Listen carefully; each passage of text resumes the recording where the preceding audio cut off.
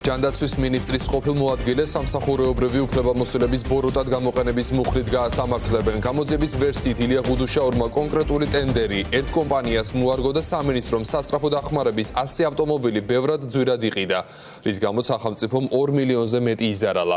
ახლა საინტერესოა დარღვევს თუ არა ის დუმილ სასამართლო პროცესზე და მისცემს თუ არა ჩვენება ზურაბ აზარაშვილის წინააღმდეგ, რომელსაც ღარიბაშვილის მთავრობაში ჯანდაცვის უწყება ებარა.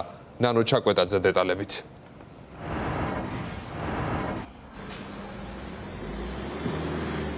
ქართული ოცნებისა და კონკრეტულად ღარიბაშვილის მთავრობის ყოფილი მაღალჩინოსანი ილია ღუდუშაური ამ დრომდე რჩება დიღმის დროებითი მოთავსების იზოლატორში. სწორედ დროებითი მოთავსების იზოლატორში დაელოდება ის საკუთარი სასამართლო პროცესის ჩანიშვნას თბილისის საქალაქო სასამართლოში. დაახლოებით 1 საათის წინ მას უკვე ოფიციალურად წარუდგინეს ბრალი ქართული ოცნების ყოფილ მაღალჩინოსანს. პროკურატურის გამომძიებლებმა ჩააბარეს უწყება, სადაც განმარტებულია მისი ბრალი, რომელიც სახელმწიფო ბრალდებამ წაუყენა.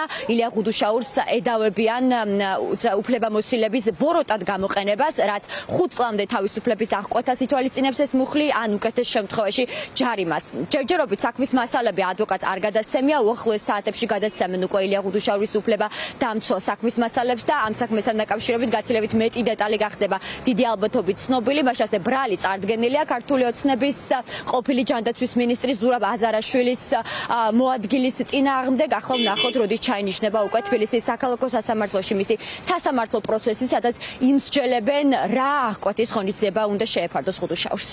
Დალის წარდგენა მოხდა ახლა დღეს 352 მუხლის მეორე ნაწილით წარუდგინეს, რაც გულისხმობს სამსახურებრივი უფლებამოსილების ბოროტად გამოყენებას. სანქცია ითვალისწინებს ჯარიმას ან 5 წლამდე თავისუფლების აღკვეთას. პოზიციის დაფიქსირებისგან ამ ეტაპზე ჯერჯერობით თავი შევიკავეთ, იმიტომ რომ საქმის მასალები ახლა უნდა გადმომცენ და საქმის მასალებს რომ გავეცნობით და შევისწავლით, მერე დავაფიქსირებთ ჩვენს პოზიციას. დალი წარუდგინეს კონკრეტული ერთ-ერთ შესყიდვასთან დაკავშირებით არის, ერთ-ერთ ტენდერთან დაკავშირებით. დიდი ალბათობით გირაოთი შევალ იქიდან გამომდინარე, რომ ნაკლებად ძიმე კატეგორიის დანაშაული არის, ჯარიმასაც ითვალისწინებს საბოლოოდ სანქციის სახით და ამიტომ ვფიქრობ, რომ გირაოთი შესაძლებელი არის, რომ სასამართლომ იმშელოს ამ აღკვეთის ღონისძიებას.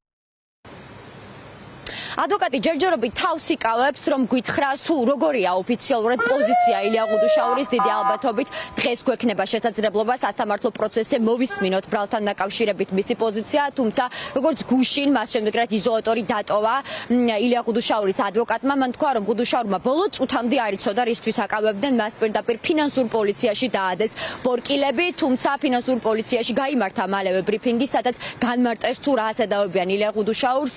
ქართული ოცნების ილაკრი ღარიბაშვილის მთავრობის ყოფილი ჯანდაცვის მინისტრის მოადგილეს აი სამ პოზიციას 2022-2024 წლებში იკავებდა. შევახსენოთ საზოგადოებას, რომ ედავებიან სახელმწიფოსთვის 2 მილიონი ლარის ზარალის მიყენება. საუბარია ტენდერებზე, რომლებიც უკავშირდებოდა მისი ჯანდაცვის მინისტრის მოადგილეობის პერიოდში სასწრაფო სამედიცინო დახმარების მანქანებს. ამ ტენდერების საერთო ღირებულება 8 მილიონი ლარი იყო. მოკლედ ამ საქმესთან დაკავშირებით, მათ შორის სატენდერო პირობებთან რა პირობები დაირღვა და ასე შემდეგ. დღეს უკვე სასამართლო პროცესზე სავარაუდოდ გაცილებით მეც მოვისმენთ. ბრალი უკვე ოფიციალურად წარდგენილია. მომდევნო საათებში წესით უკვე ადვოკატი მიიღებს უწყებას სასამართლოდან, რომ ჩაინიშნება ღუდუშაურის სასამართლო პროცესი.